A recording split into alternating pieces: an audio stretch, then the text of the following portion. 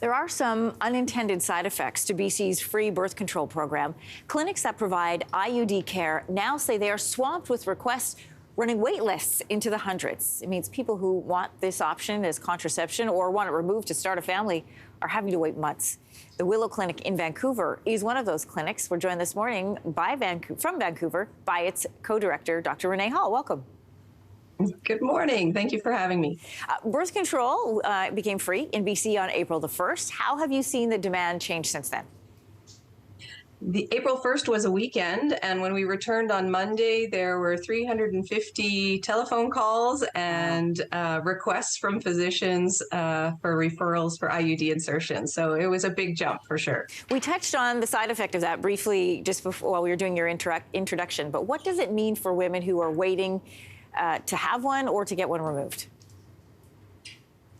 When you've chosen the birth control that is the method that fits your lifestyle and you're not able to get it, you're using something that isn't ideal for you. And so your risk for unintended pregnancy is higher during that period of time, which is why we've always tried to keep the wait list down below 2 weeks. But now we're up in the order of 2 months. And it's not just the increase in demand, it's also a decrease in people to insert them.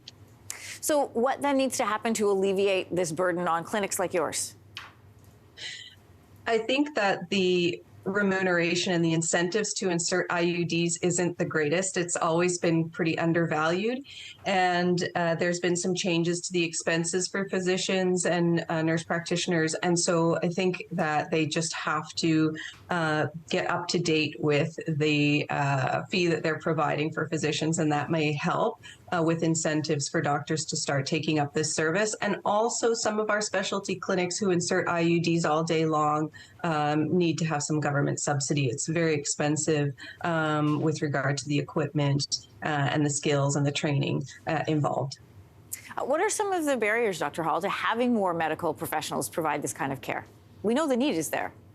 Yeah, I think it's not something that everyone wants to do. Just like maternity care, there's always going to be a group who loves doing it and they're specialized to do it. So we have sort of individuals or clinics within each community that provide IUD insertion.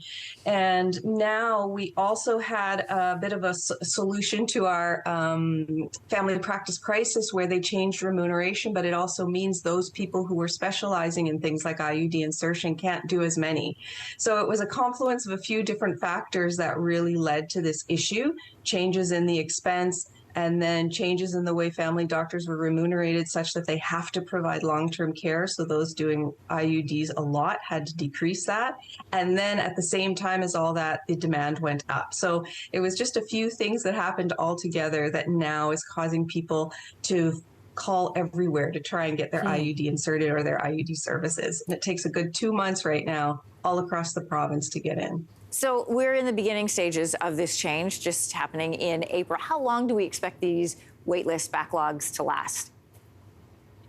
Until there's some changes with regard to the way that IUDs are remunerated or these specialty clinics are subsidized, it's going to continue. There isn't a backlog or an end in sight, unfortunately. We do need more people to pick up this skill.